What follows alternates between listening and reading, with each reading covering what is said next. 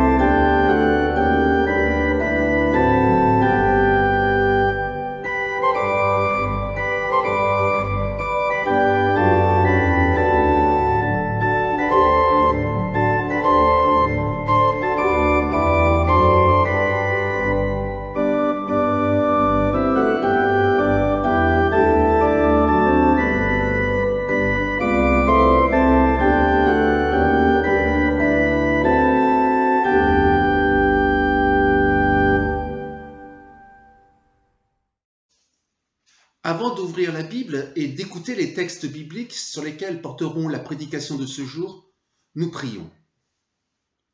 Notre Dieu, nous voulons écouter ta parole et recevoir de toi cette nourriture. Mais Seigneur, si c'est seulement moi qui parle, cela ne sert à rien.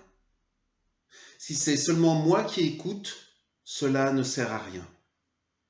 C'est pourquoi nous te le demandons, que ton esprit de vie vienne en chacun de nous et fasse de ta parole une vraie nourriture.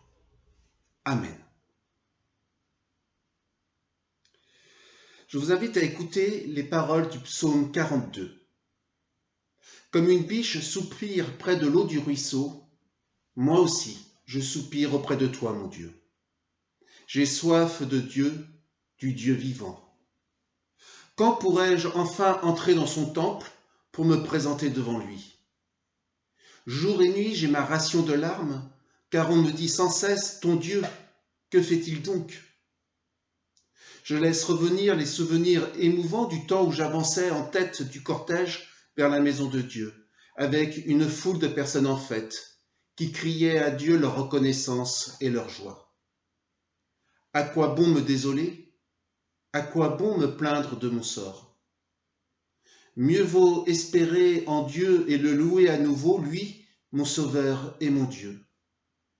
Au lieu de me désoler, je m'adresse à toi, mon Dieu, depuis l'endroit où je suis, aux sources du Jourdain, près du mont Petit, dans les montagnes de l'Hermon.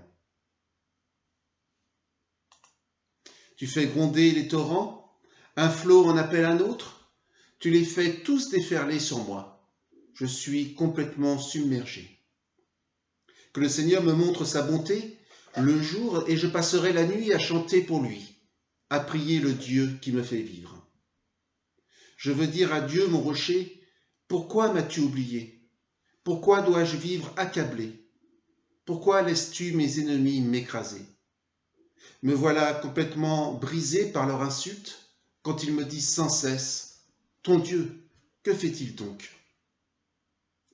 À quoi bon me désoler ? À quoi bon me plaindre de mon sort?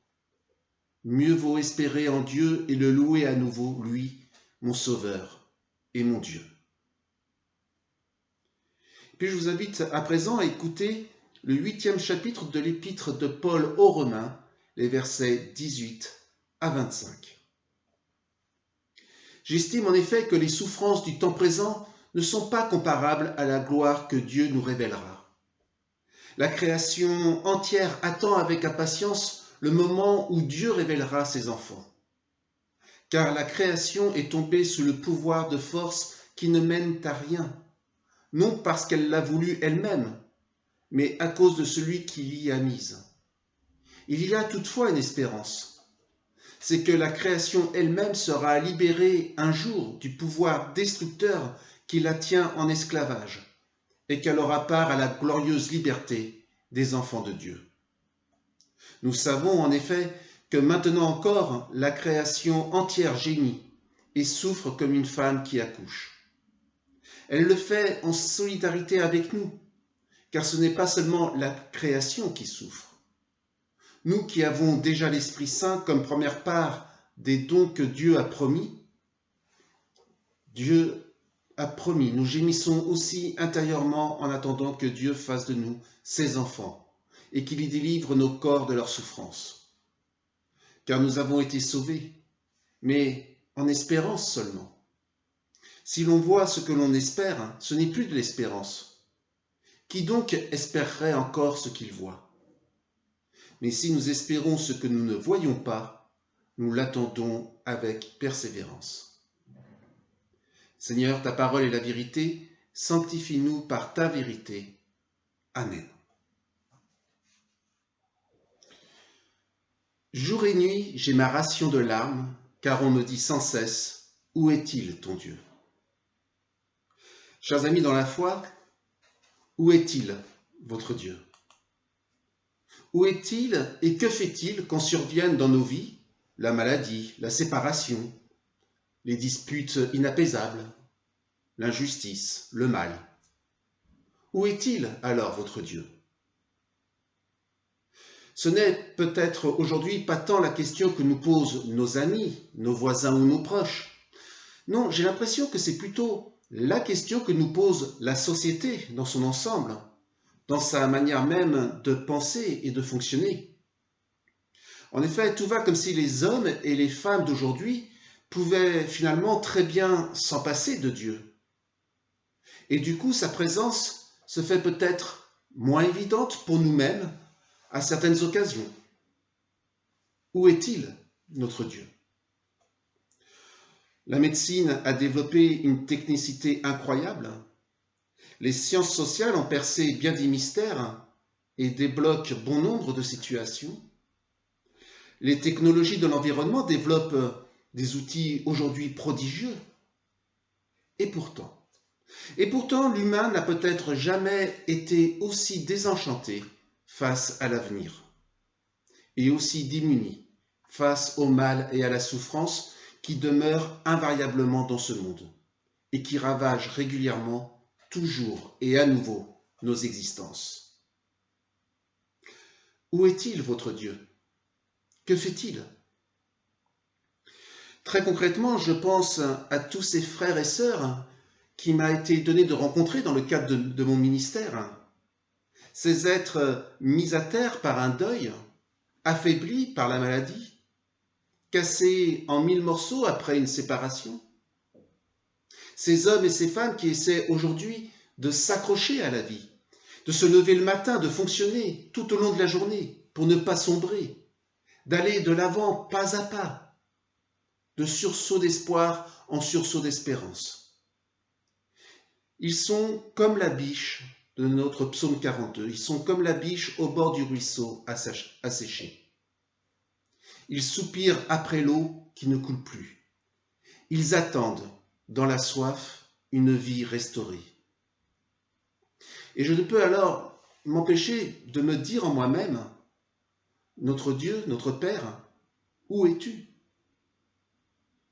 En ce dimanche matin, notre psalmiste a donc l'air bien mal en point.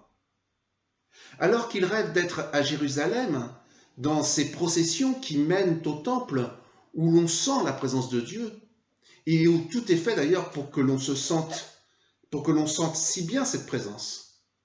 Le voici au nord du pays, au-delà du désert, à la source des eaux certes, mais submergé par je ne sais trop quel mal. Un mal qui ressemble à un véritable raz-de-marée. Et voici que surgit en lui cette intuition géniale. À quoi bon me désoler? À quoi bon me plaindre de mon sort? Mieux vaut espérer en Dieu et le louer à nouveau, lui, mon sauveur.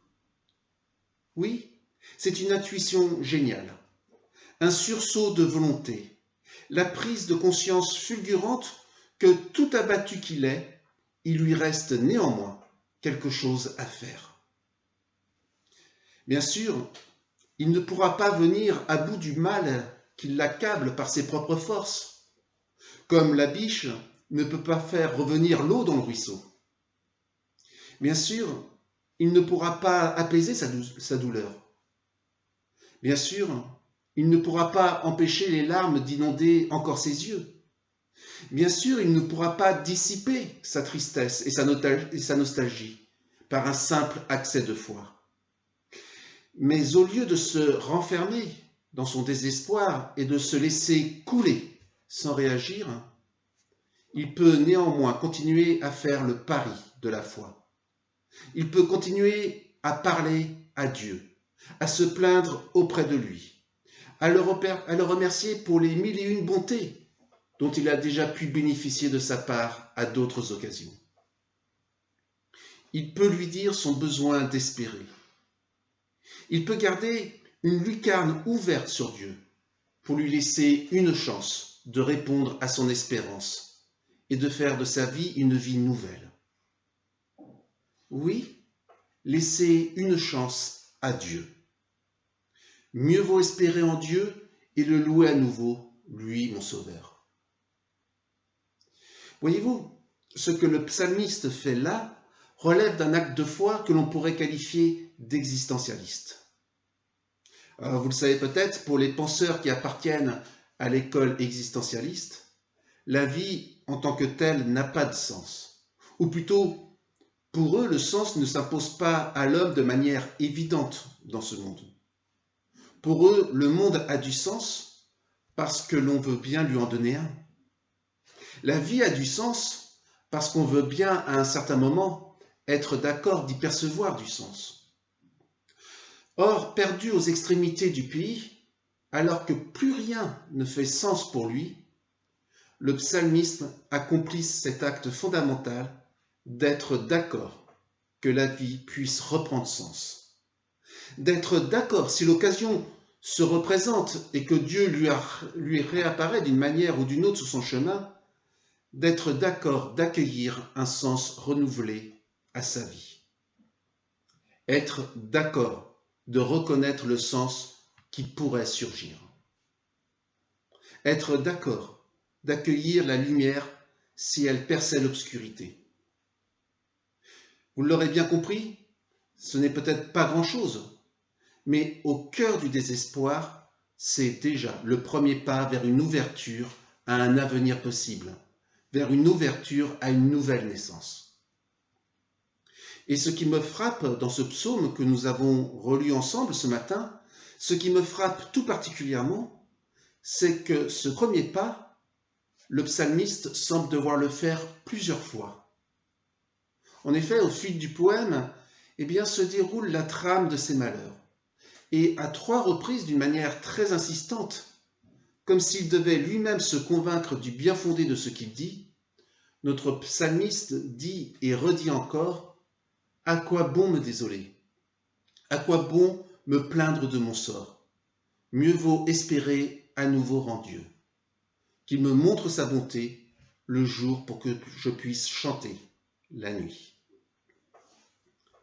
L'acte de foi, le saut dans la foi, l'acquiescement à ce Dieu redonne du sens à mon existence, ne peut être qu'un processus, un patient cheminement. Une certitude qui se renforce petit à petit, jusqu'à devenir une évidence. Au travers de son poème si beau et si profond, le psalmiste nous dit en fait que notre espérance ne nous tombe pas tout cuite dans la bouche. L'espérance, telle qu'il la vit, se construit petit à petit, pas après pas. Elle se construit à partir du souvenir qu'autrefois, Dieu se tenait là et que la vie était une fête. Elle se construit à partir du témoignage des autres qui ont senti la présence de Dieu et qui ont pu faire cette expérience bouleversante que la vie est parfois susceptible de renaître de manière surprenante. Elle se construit à partir de notre dialogue avec Dieu et que ce dialogue soit fait de plaintes, de supplications ou de l'expression de notre reconnaissance. Oui, l'espérance, ça se construit, ça se nourrit, ça se travaille. Et selon l'expression chère à frère Roger de Thésée, il disait « Notre peu de foi suffit à amorcer un chemin d'espérance. » Notre peu de foi, c'est-à-dire finalement notre capacité à laisser une petite porte entr'ouverte pour que Dieu puisse se frayer un chemin jusqu'à nous.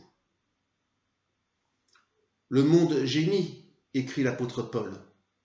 Le monde gémit. La création est tombée sous le pouvoir de forces qui ne mènent à rien.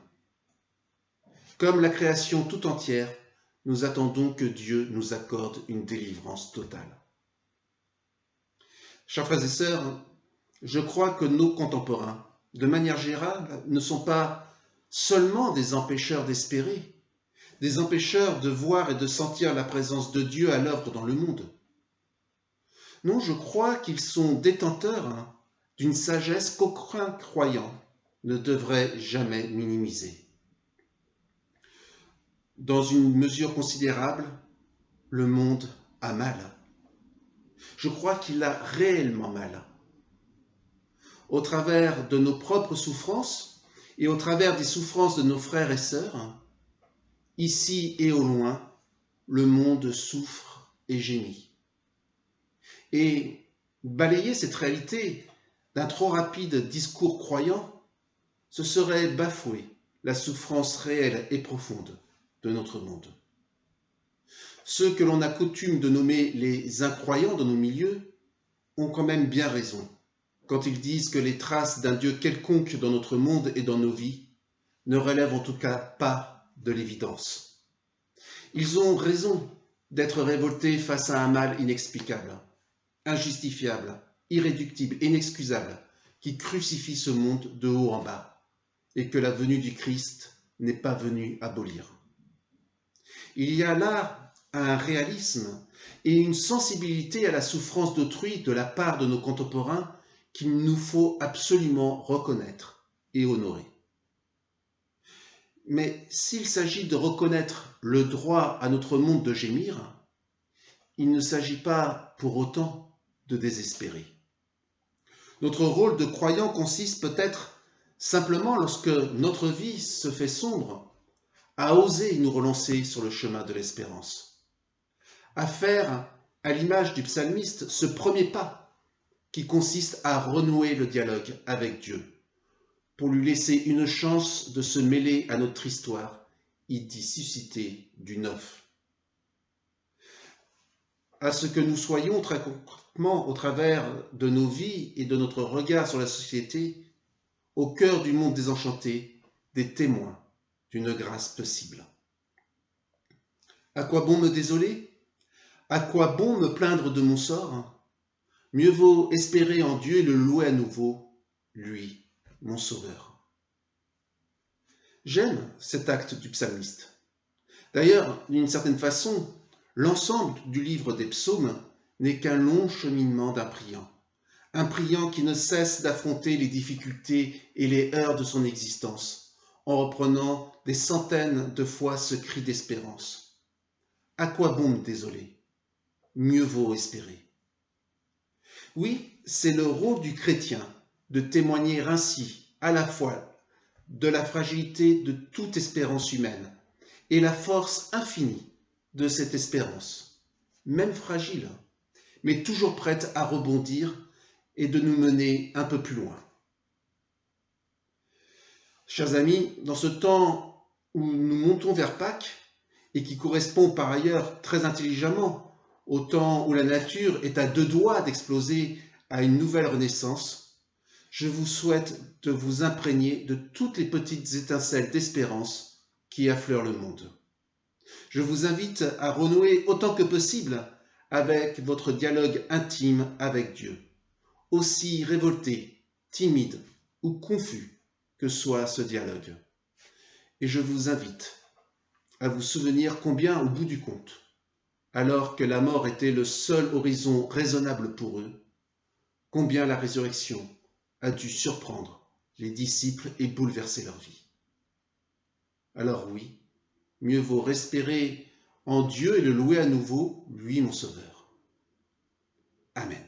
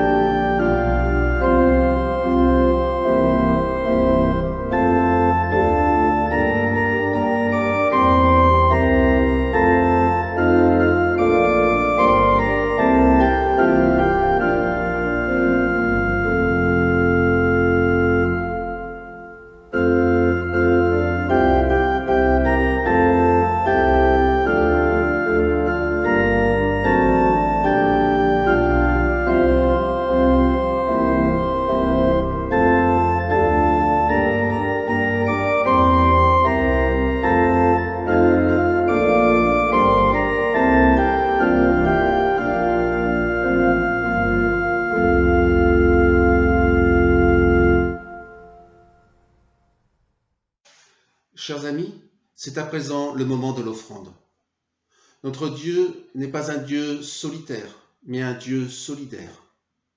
Alors que l'offrande de ce matin puisse être ferment de notre solidarité, dans la suite de la solidarité que Dieu a manifestée en Jésus-Christ.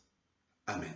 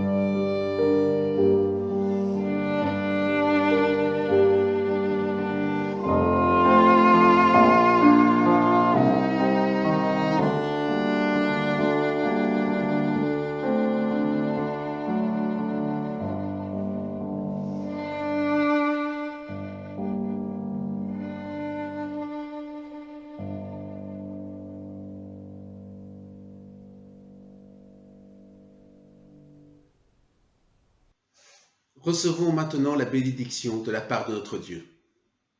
Va avec la force que tu as, deviens un témoin de la foi.